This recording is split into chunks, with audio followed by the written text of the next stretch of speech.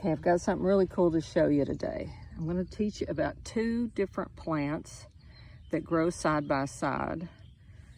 Nature always has the antidote to anything that is problematic, usually growing nearby. I shouldn't say always, but almost always.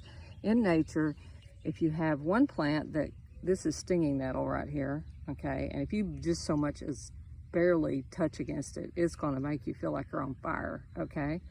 And then over here is Gallant Soldier, which is a remedy. You rub it on when the stinging nettle gets you. You rub Gallant Soldier on you to ease the stinging nettle sting, okay? But they both have their uses. Even something that seems like it's bad and oh, you need to get rid of it, actually has tons of good medicinal effects. You can use it for kidney stones, urinary tract infections, hay fever. My husband makes it into a tea for me when my allergies get going, and it really does help. I just don't particularly like the taste of it. Some people make it into soups.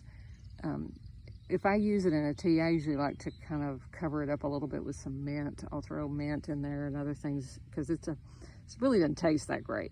But it's good for a lot of things. Look it up, read about it, make sure it's something you can take, but it's got some really great uses.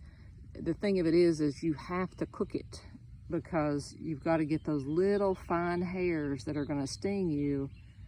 Those have to like dissolve off, and once they dissolve off, they don't bother you.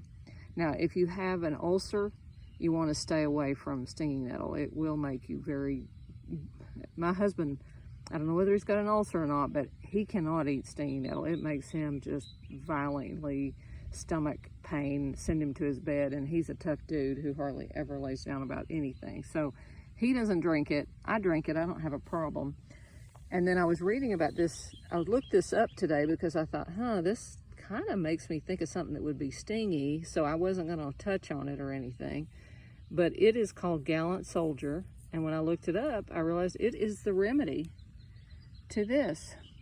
So it has these little tiny little flowers, excuse me, and people eat this in salads. And it's a mild flavor. It doesn't have a lot of flavor. They say if you dry it, it has more flavor. You can grind it up and put it in soups as a flavoring. And then also you can just cook it in soups and eat it as well. So I'm gonna let this grow. This is going in my garden. You know, I've got my peppers going over there. I've got a bunch of nettle over here. I'm just gonna leave a few nettles here. So I can use them for if my allergies start kicking up, or if I need them for a UTI or anything like that. You'll see another one growing over there between those tomatoes. So I just kind of strategically leave a few. I don't know whether I'll leave all of these, but definitely I'm going to keep this guy. This is a new one for me, the Gallant Soldier, so we're going to give this one a whirl. Y'all take care.